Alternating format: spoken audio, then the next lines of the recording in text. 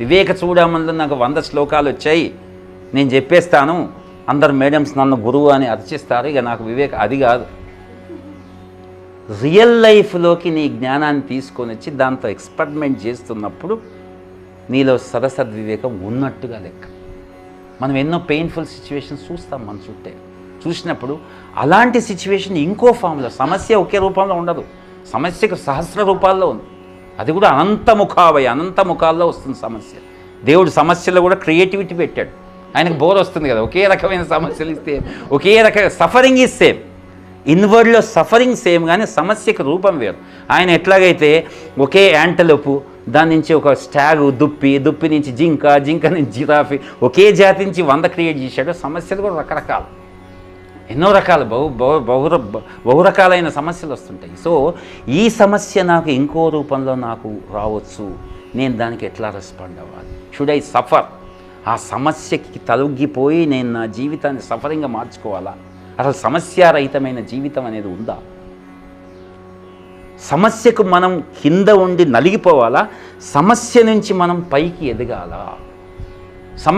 ఇప్పుడు సమస్య కింద నలిగిపోయేవాడు వాడు, మనం చూసే వాళ్ళు 3 కేటగిరీలు ఉంటాం. 3వ వాడు మనకు కనిపించలేదు ఇంతవరకు. సమస్యతో కన్ఫ్రంటేషన్ చేసేవాడు వాడు. దానికి నేను I'm Brave, I'm bold, I'm positive, I'm optimistic, దానికి రకరకాల పేర్లు పెట్టి సమస్యతో ఫైట్ చేస్తూ ఉంటాడు. ఓ సమస్య తర్వాత ఓ సమస్య, అంతే కదా, ఒక సమస్య నుంచి ఇంకో సమస్య పుడుతూ ఉంటుంది. సో కానీ సమస్యకు పైకి ఎదిగేటువంటి జ్ఞానంతో ఎదిగే ప్రయత్నం చేసేవాళ్ళు చాలా తక్కువ మంది.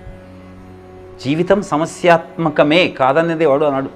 ప్రతిదీ పుట్టిందేనని చూడండి, తల్లి గర్భంలో శిశువుగా ధరించినటువంటి జీవం ఉద్భవించిన దగ్గర నుంచి చివరి మరణం వరకు జీవితం ఎప్పుడూ కూడా కేక్ వాక్ కాదు. జీవితం సమస్యాత్మకంగానే నిర్మించబడింది. ఉదాహరణకి మనం జింకకి, పిల్ల జింక పుడుతుంది, బేబీ డియర్ పుడుతుంది. పుట్టినప్పుడు దాన్ని 100 టైగర్లు వేచి ఉంటాయి దానికోసం, 100 జంతువులు దాన్ని తినడానికి. అది కంప్లీట్గా నేను ఒక పరిపూర్ణమైన జింకగా ఎదుగుతానే గ్యారంటీ దానికి లేదు. అది కనుక దానికి ఆ అవేర్నెస్ ఉంటే హార్ట్ అటాక్ వచ్చి చచ్చిపోద్ది. అది దానికి భగవంతుడు ఆ నేచర్ ఆ అవేర్నెస్ ఇవ్వలేదు, చుట్టూ ఉన్నాయి నన్ను దాడి చేస్తాయని.